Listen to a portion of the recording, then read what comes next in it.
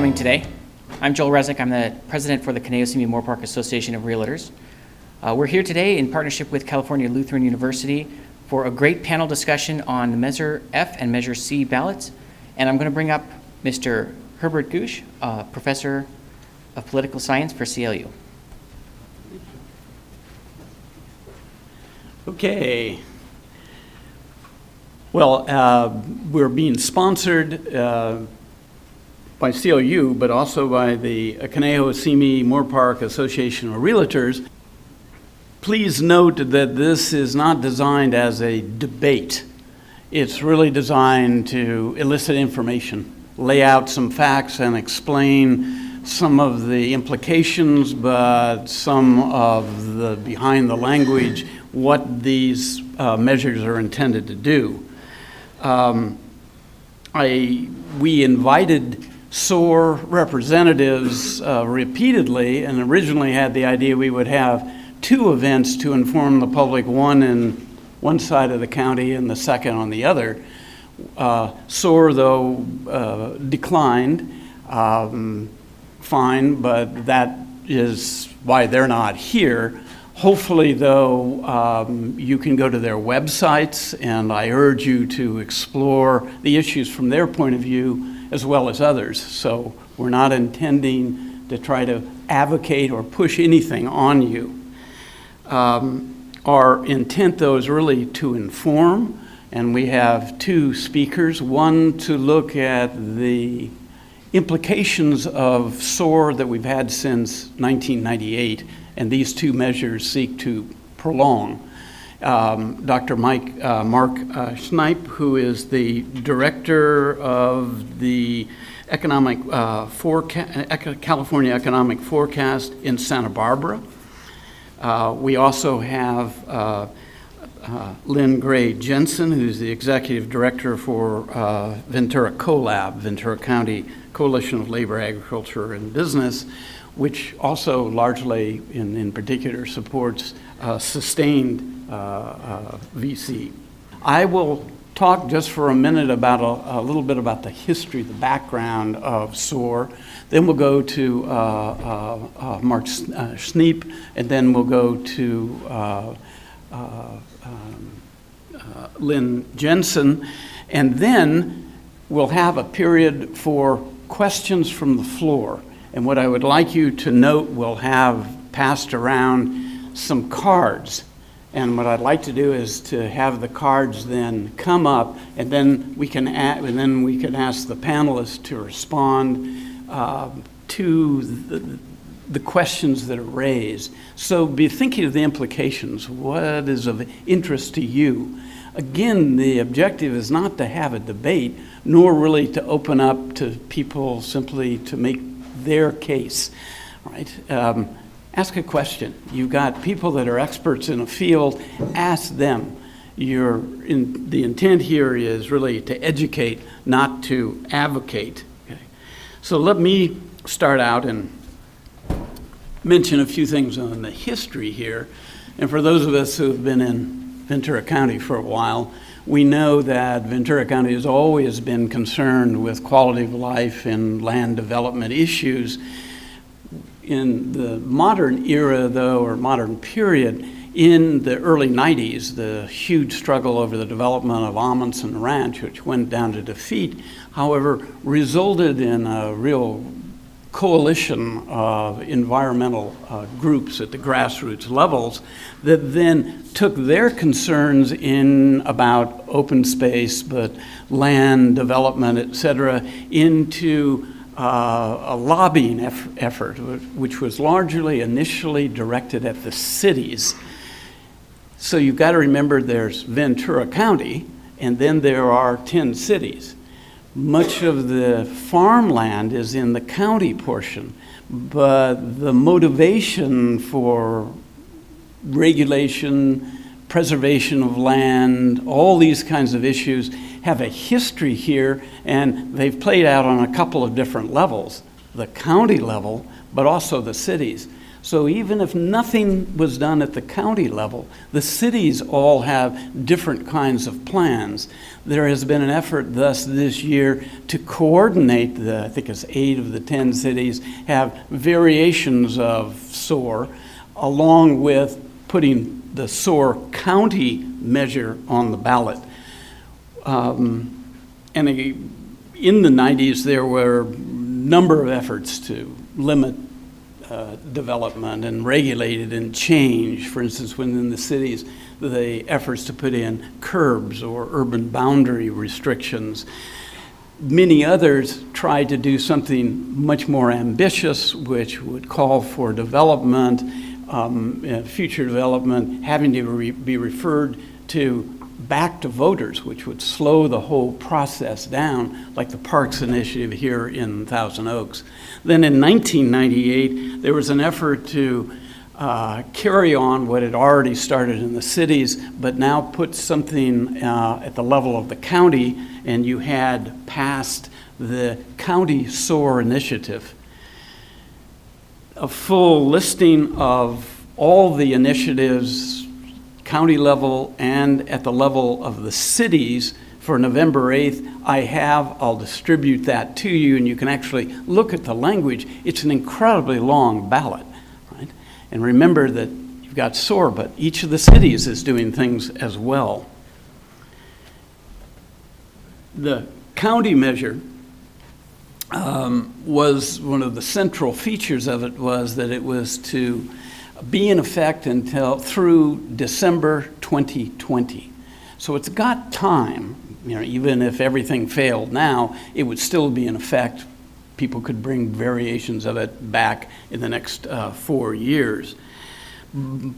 However, SOAR advocates had thought it wise, while issues seem to be rolling their way, a lot of environmental concerns, to go back to the voters and extend out the time that SOAR would be valid. And with regard to that, you have 2 measures. Measure C basically extends the existing SOAR with some few modifications, but basically extending that to 2050. Measure F, with slightly more modifications, its essence of it is that it extends SOAR only to 2036. Whichever of those 2 measures wins, right, then that's the law. Right? I mean, they're not going to conflict. One or the other is going to win. The actual language, right, is worthwhile you're exploring for the details. Remember, the devil's always in the details. What I'll do while we bring our next speaker up, Dr. Sneap, is I'll pass out some of the language, that tells you what the actual language is, as well as it will list the variety of local SOAR initiatives. I think you'll be amazed. It's almost 3 pages long. But if, Mark, you want to come up, and we'll have you go ahead and start us out. So please do, as it occurs to you, grab one of these cards, and let me see our fancy technology to make sure we can shift from PC to Mac. Okay, I am going to address what we believe are the impacts of SOAR that we've seen to date on the Ventura County economy. So I want to start off real quick with a quiz, though, to find your sentiment on this, to see what the general public believes about SOAR. So what do you think about SOAR? Here, answer one of these, and you can answer all of it if you like. Okay. It will protect against sprawl development. Who's there? Come on. Anyone? Okay. Ron, you're the only one. Okay, try this one. It will preserve farms, rangeland, and open space. Who's in it for that? Okay, a few of you. A few of you are just not answering. All right. It will limit housing. Okay, you guys think that. It will limit population. Okay, right. It will help to reduce traffic. Who's in on that one? No one? It will ensure sustainable communities. Nobody? Okay. It will eliminate terrorism and world hunger. Okay. Most of you are into that one. All right. All right. Well, the correct answers are A, B, C, D. Okay? And I'll talk about this as we go along, so let me go through here. We just had a conference last week, and this was a write-up in the Pacific Coast Business Times where we addressed the focus of Ventura County now, the status of Ventura County, how it's doing. And this was sort of the synopsis by the paper. It was lagging. I want to show you what that lagging's all about. Okay, this has been going on for quite some time now. Jobs created in Ventura County, this is them annually all the way through 2016. And we're creating jobs. It's part of the economic recovery / expansion right now. I mean, we are creating jobs in Ventura County. The problem with the job creation, and 2016 is doing a little bit better than 2015. All right, so there is positive, economic growth, but the problem is the relative growth of Ventura County. All right, so here's job growth by county, and that's the Inland Empire on top. This goes back a few years, as you can see, all the way through this year. Then orange, then Santa Barbara, then San Diego's in green, LA is in orange. But where's Ventura County? Where's Ventura County? All of these counties are running at between 2% and 4% growth of jobs right now. What about Ventura? Okay, there's Ventura County right there, blue. So why is Ventura County dead last? And I've been talking about this for a couple of years now, that we've been noticing that this is the case. One of the reasons is we've had a significant number of downsizings and defections from Ventura County by businesses. One of the most recent ones was Bexalta laying off another 100 people in Thousand Oaks back in March. But, there's been just lists of them, and we keep track of those lists. So, and the Amgen is certainly one of the most celebrated companies that has downsized substantially over the last several years. But here's the list of the other ones. And some of the most recent ones just in the last year are there in the square, ending with Brooks, which Brooks hasn't defected yet, but they'll be closing down at the end of October. Okay, so we have had quite a disproportionate share of downsizings and defections from Ventura County. And this has resulted in a significant amount of idle office space. We've got one of the highest rates of office vacancy in the state of California right now, okay, at nearly 19%. At this point in the economic expansion, that's very, very high. And again, we're not creating the kind of jobs that other communities are, and we've had a significant number of downsizings that have occurred. There is our neighbor, LA, to the east, and 14% is where they're at.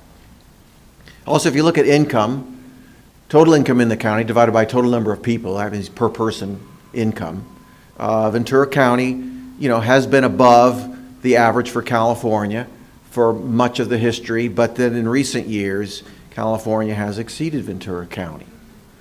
Why? Why has Ventura County suddenly shifted into lag mode here? They're not creating jobs at the same pace as their neighbors. Income is now falling below the state average in terms of per person income. Why is there lagging?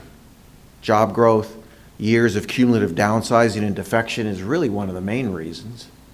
Okay, and that's led to high rates of office vacancy, high lagging income for workers, households, and a lagging middle class for that matter in terms of 25 to 54-year-olds. We don't have as many of them as we used to, a lot due to the downsizing. Here's population age 25 to 54 in California.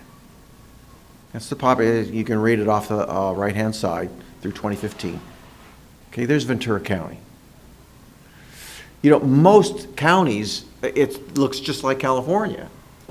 But Ventura County is one of those few in which we're losing the 25 to 54-year-old population right now, largely because that was the middle workforce class that got downsized or got defected out of the county. And if you look at the labor force statistics, those people who want to work, want a job, That has been declining in recent years in Ventura County. Okay, oddly. You don't find this most places. Here's the labor force in California, it's still rising. So we're deviating from what you would tend to expect to be the norm right now. We're also lagging in new development of housing and commercial structures over the last 8 years. Consequently, we have a very strained rental market. We have housing prices that have risen very sharply, and traffic continues to increase significantly due to the lack of non-development. Here's new residential housing units started in Ventura County all the way through this year, 2016. It's really going nowhere. There's not any increase in new housing. Okay? But our neighbors, say LA, much more of a recovery in housing since the bubble days. There's Orange County. Okay? Even Santa Barbara has improved during the economic expansion. Even San Luis Obispo County. In fact, San Luis County has permitted more homes than all of Ventura County, and they've got a third of the population. You know, imagine that. If you take all the people and divide it by the total number of households in Ventura County, you get average household size, or average number of people per house. Well, here's where it is. It's been rising very sharply because population continues to grow, but housing doesn't. So we get more of a crowded effect here. And when you rank Ventura County with some of the leading coastal counties in California, there's where Ventura County is. It's the highest. Got the highest density essentially per home of people. So we haven't built much. And again, population from the natural increase continues to grow. So why is Ventura County lagging in housing? A lot of it is due to the regulatory environment, okay, and the permitting process, which is effectively stifled new development. And then, of course, there's SOAR. So let me talk about SOAR. Okay, and Herb already talked about this. Restricts growth to urban boundaries, doesn't enable growth outside of them. Okay, and the boundaries can't expand. It is simply a growth control. And the general notion about growth controls, as some of you voted at least earlier, is that it restricts development of new housing and other structures and slows down population growth. Okay, we know that. Okay, but just note, restrictions have frequently unintended consequences. Okay, so I'm going to talk about that. In fact, you've already seen some of them. You know, there was a report done by the Reason Public Policy Institute and the Solomon Research Group back in 2001 after SOAR went into effect in all these cities the first time. All right, it's called Smart Growth in Action. Right? Again, that was back in 2001. And one of the key findings way back then was this. There's significant deficiencies. Get this reading. This is verbatim out of the report. There are significant deficiencies in the capacity of existing planning systems to accommodate rational planning goals. You know, what does that mean? You know, that's a very diplomatic way to say, you know, planning departments suck and they can't really do the right or reasonable thing. They have trouble with that. So how are they ever going to be able to deal with SOAR and do the right thing in providing housing and other planning goals? That was sort of the gist of what they were saying there. Most cities have not adjusted to their general plans or their entitlement processes to accommodate expected housing demand or the ensuing high prices of homes that would occur. Okay, that's what they warned. They need to enable higher densities and they need to fast track the permitting process if they're going to get by some of these bottlenecks. Other warnings were that will begin to have a significant effect on new housing development by 2005. All right? And then the Great Recession happened, so we really didn't see the consequences of that until now. And there will be an increase in voted mandated approvals, and unless SOAR is changed or invalidated, this last one, the county and its cities are unlikely to meet estimated future demand for additional new housing, and a tight housing market will remain in effect and increase, for that matter, over time. That was all in the report back then, 15 years ago. This was 15 years ago. Think about what's happened since then. We've had a very tight housing market now. Inventory and for sale product and the rental market has got one of the lowest vacancy rates in all of California. There it is, 3.1%. Well, a lot of times we will go to the academic journals where there's debates on growth controls. Here's one of them in regional science. And let me just summarize, because I don't have a lot of time up here, some of the key findings of growth controls and their impacts on a regional economy. Okay? I'm not going to bog you down in academic jargon, but here were some of the key findings of these studies. Because urban growth controls restrain housing supply, land and housing prices tend to increase in the controlled area, right? Sure, makes sense. With only limited and expensive land then available, housing development and population get diverted outside the county. Consequently, there is increased movement of workers from outside the county, in this case Ventura County, to inside, resulting in massive and inefficient commuting. That's what happens with controls when you don't have good controls all over. You just have it here and then uncontrolled areas around. With less housing, there is less diverse labor force in the region, and then firms have to look elsewhere for skilled workers. They expand or grow outside the region. They don't want to grow inside the region because there's not enough labor. Consequently, with fewer job opportunities in the region, there's increased movement of workers from inside Ventura County to outside, contributing to these inefficient commuting patterns. And certainly enough, when you look at the commuting patterns for Ventura County, those going to Santa Barbara, 12,000 people per day. Those going to LA County, 68,000 people per day. This is what's on the roads. Okay, Kern, 500, Orange County, 1,100. 81,000 cars are diverting out of Ventura County every day on the freeway, on the 101.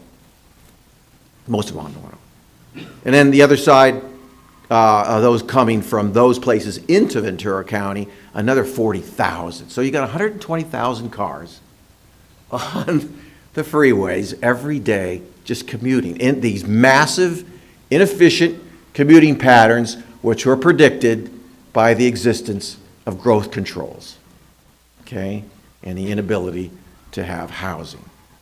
All right, let me go on with this and then I'm almost done. Because it's difficult for workers and newcomers to find appropriate housing in the controlled region, in this case here, they often can't live in the region. The labor force declines, businesses begin to expand elsewhere in regions where there is greater labor supply and housing growth. The policy implications are that housing programs are needed to allow businesses the ability to expand.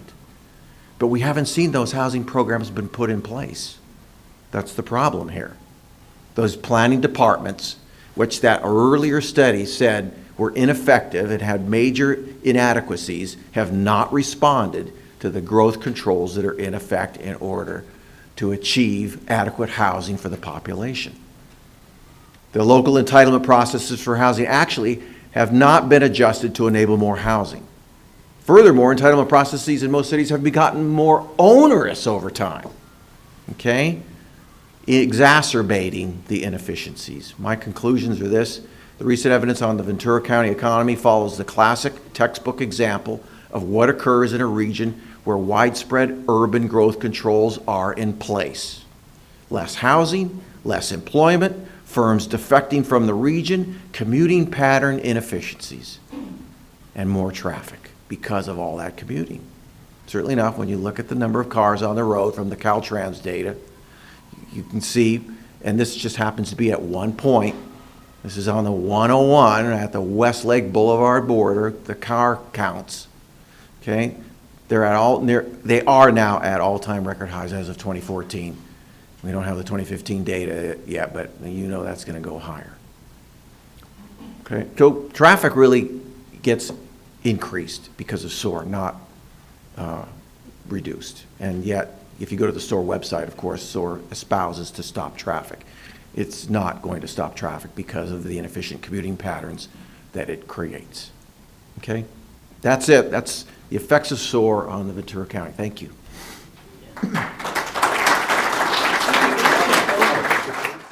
So, Lynn Jensen. Lynn? Thank you. Good afternoon. I'm Lynn Jensen. I am the Executive Director of the Ventura County Coalition of Labor, Agriculture, and Business. Our organization was formed around 5 years ago, and in 2010, it was really a group of farmers that formed our organization, and you heard Dr. Schneep talk about regulation.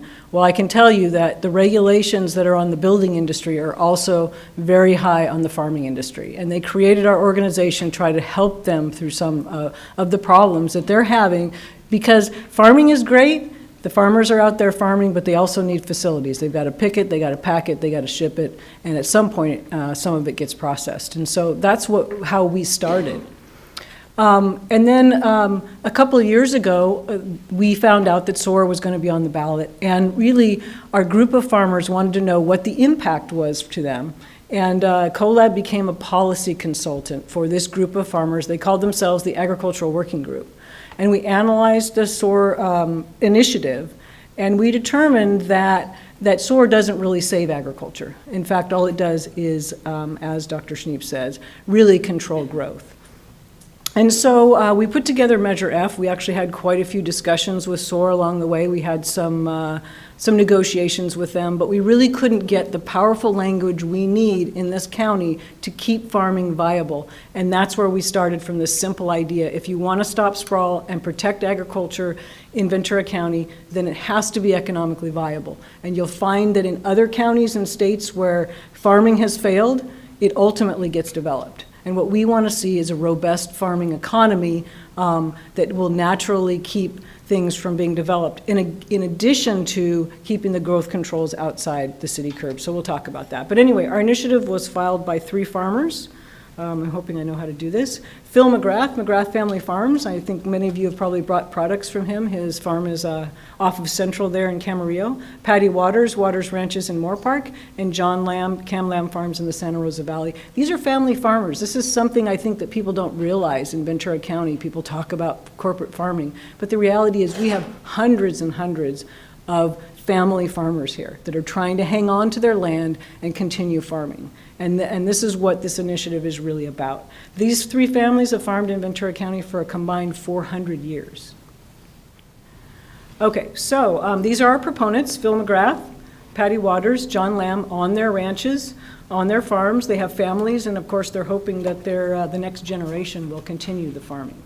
We're a small group, an organization. As you know, farmers are getting less and less populous in the United States. It's much less people that are farming these days than there were obviously 100 years ago. But we did it. We gathered over 30,000 signatures to put our measure on the ballot. We were very proud of ourselves, and we took this shot on the McGrath Ranch in Ventura, actually. So why are we concerned about farmers? Well, there's unprecedented challenges right now. I mean, everybody's heard about the drought, water quality, and supply for irrigation. Without water, farmers are not going to be able to continue farming in Ventura County. Pest control, there's new pests. You probably heard about the new avocado pest, and there's a pervasive pest on the lemons as well. And there's diminishing options for pest control. Lack of adequate buffers, encroachment of urban neighbors, including schools. We'll talk about a school initiative that we have. Severe lack of labor, lack of workers and housing for the workers, and then, of course, the bureaucratic red tape. Aggressive regulations for upgrading facilities and infrastructure. A lot of the farming infrastructure is getting older, and it's very hard to permit new facilities on our agricultural land. And then international competition. At some point, the federal government decides that we need to import Argentinian lemons. And you can see our lemon producers that have just planted their crop, or they're going to be harvesting their crop, are going to be facing this competition. And so there's no accounting for what the price of lemons might be from your initial investment of risk to when it comes to market. And so what you're starting to see really is farms in the Oxnard Plain. There were 3 of them that were recently closed, and almost 1,000 employees laid off in the farming businesses around. In Raspberry Grower in Camarillo and 2 in Oxnard. And this is really unusual. I mean, these farmers have been here for over 100 years, most of them, that own the property there. So why did farmers write Measure F? First of all, and foremost, to keep farms from becoming unfarmable in the county. Second of all, to maintain the public vote for urban development outside of the curb lines. So our initiative is a county-wide initiative. It doesn't compete with or impact the city SOARs. You're going to vote on those separately, whether you like them or you don't like them. But our initiative maintains that basic public vote for urban development with a few caveats, and I'll share those with you. But the main purpose of this was to add goals and policies to our county general plan that supports farming. And I think that is really the most important part of this. Well, we were talking about these curb boundaries, and I think Dr. Schneep talked about them as well. They're not painted on the ground, so you don't know where they are unless you go on a map. And so people look at farmland in the county and they think, well, why is that being developed? Well, a lot of that is because it's either inside the city, because there's farmland inside the city, or it's inside the curb already. And most of those projects you're seeing have been in the process for 10 years at least in order to get developed. But because you can't see where the curbs are, it's really hard to get a feeling when you're driving around the cities to know what's inside the curbs. But these goals and policies really helps this industry that's most impacted by these land use restrictions, because essentially it takes away their development rights. And in order for that, the farmers really need to be able to keep farming to make this all work. So improve the safety of 5 public schools that encroach in farmland. There are public schools that were built by the state. In the city of Oxnard, there's 4 of them. In Ventura, there's 1 of them that are absolutely peninsulas that come out into farmland and create conflicts for the agricultural land all the way around them. And so it's very interesting. And there's safety issues on the public school side, and there's issues for the farmers being able to continue farming. And so we have a Safe Schools initiative that we'll talk about. Allow limited food processing, adding jobs and stimulating the economy, and then requiring an economic study in 10 years and a renewal in 20 years. A planning horizon for almost all cities and counties in the state is 20 years. And so 2050 is too long. We need to be able to evaluate this in 20 years. The farmers are going to need to add new goals and policies to the general plan to keep them viable, economically viable in the future. And so this is why farmers wrote Measure F. And this photo is a photo of the Central Valley. And that's what some of the land looks like over there that's been fallowed. So how does SOAR hurt farmers? Well, Measure C, the SOAR county-wide initiative, adopts antiquated goals for agricultural lands. They came from the 1988 general plan. Imagine a business trying to conduct business down the road with old goals that are 10 years old when SOAR was passed in 1998, 28 years old now. And in 2050, these goals will be 62 years old. And in order to change the goals, it will take a county-wide public vote. And so without these changes, we really think in the next few years, our precious 100,000 acres of farmland, a lot of it is at risk of being fallowed. So what are these key goals and policies? Well, the number one is water. And we did try to negotiate with this organization over the water issue, and they would not put it in there. But water is key to the future. Measure F contains a goal. This is a goal. It doesn't mean that there's any particular way it has to happen, but it's a goal for the county to promote water infrastructure and a policy to maintain water resources for production agriculture. And this is a very powerful tool because when a farmer goes to the county of Ventura and they're trying to get a permit to do some kind of water project, the county will have in its goals the policy to help promote this. And so that means they have to work with all the other agencies. There's so many agencies that are involved in water in this county. In order to solve this problem, all of these agencies are going to have to work together to make this happen, to keep farming viable here. If SOAR 2050 passes, there's going to be no direction to decision makers on water to help keep farmland from being fallowed. Other goals address farmers' need for farm worker housing. You know that there's a crisis actually in Southern California and really all over California in terms of low-income housing.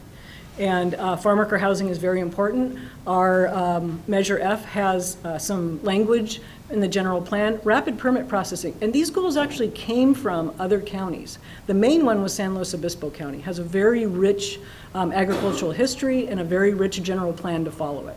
The Napa County SOAR also has most of this language in it. The Napa County general plan is the only other county that has the SOAR restrictions, and they have all of this wonderful language in their initiative, and it should be in ours as well. Agricultural support services, opportunities to buy local products, and one of the most important things is that new scientific and educational research facilities is also a goal, because the University of California system is looking at putting a research facility just dedicated to agriculture here, and we want our general plan to make that statement, that we want them to come here instead of San Luis Obispo or Santa Barbara County, because we need to have our problems looked at in terms of our climate and such here. And so, oops, did I go? Okay, and then there's two allowances, and I think these are really important. One of them is SOAR has an allowance for 12 whole acres of food processing in Ventura County. And not only that, but they have to be in 3-acre parcels. Well, a processing facility in Ventura County or anywhere in California, you couldn't even park the trucks on a 3-acre parcel. And so the reality is that it doesn't add anything to help farmers. What farmers need, and we actually were at the Visita conference this morning, and Bruce Stensley did a study on food processing and found that with just 225 acres for food processing, you could generate 2,650 jobs, and these are higher paying jobs than general in the ag industry, and it would create $1 billion a year to the economy and lessen trucking of local produce out of town. Right now, you're seeing a lot of trucks on the road taking this produce out to Salinas and other places in California to be processed. Those trucks are on our road. And what they're talking about is really simple things like making guacamole and lemonade. Can you imagine having our own Ventura County brand, maybe Limonera or Calavo, doing guacamole and lemonade? It'd be very powerful, and it'd be very nice for us to be able to buy locally grown products. And so that's it. We put a limit of the 225 acres based on the EDC-VC study, and we believe that this, again, will help keep agriculture viable through the future.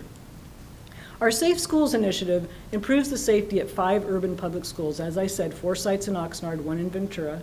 And what it allows is a rural buffer. And so right now, if you have a piece of property, a piece of farmland that's trapped around a school, and some of these are actually trapped between the school and between the houses and between other houses on 3 sides, there are exemptions in SOAR, in the Oxnard SOAR and the Ventura SOAR, that you can actually, if the land becomes unfarmable, you can take them into the curb, take them into the city without a public vote. So let me say that again. There's an exemption in all of the city SOARs, and all 6 of the city SOARs that have agriculture around them. And that's Oxnard, Ventura, Camarillo, Moore Park, Santa Paula, and Fillmore. All of those have small amounts. In Oxnard, it's 160 acres a year that can be brought into the curb without a public vote.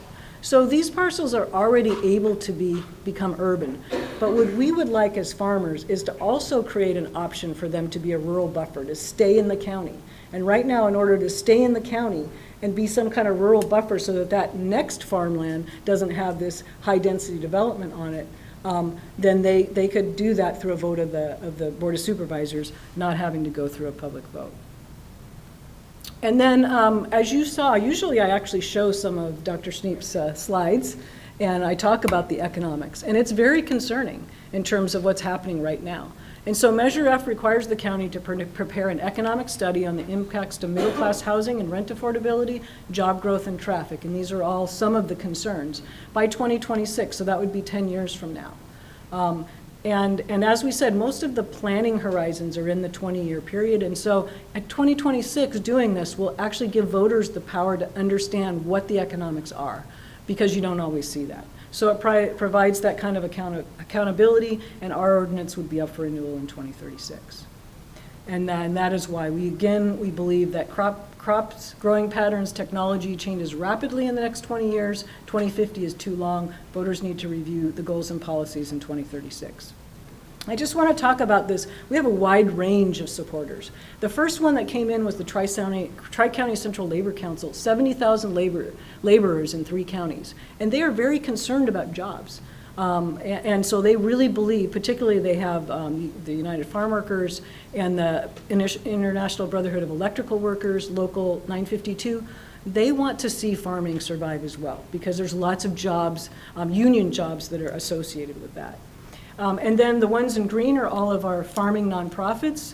Ventura County CoLab, the Ventura County Agricultural Association, Cattlemen's Association, California Women for Agriculture, United Ag, Future Farmers of America. These are really the core of the important agricultural nonprofits in the county that are all endorsing Sustain VC. And then on the economic side, we have the Ventura County Coastal and Caneo-Simi Moore-Park Association of Realtors, the Ventura County Economic Development Association, which we were at today, they endorsed us, and the Oxnard, Ventura, and Camarillo Chambers of Commerce. So we have this wide range of businesses, farmers, and laborers that are supporting our initiative. So this is our website. There's a lot of information on our website if you want to know more about the Sustain VC, or we call ourselves Yes on Measure F for Farmers. There's also a Facebook page. We'd love it if you go on there and like our Facebook page. There's all kinds of information coming out on that. And I just want to say that we very much appreciate this opportunity to talk to the realtor community. We feel like you guys are out there in the community all the time talking to people. You really have your finger on the pulse of what people are thinking. And we thought it was very important to be able to present this to you guys today. So thank you, and I appreciate it. But carry on the conversation with one another and thank yourselves as well as the speakers for doing a little educating. So thank you.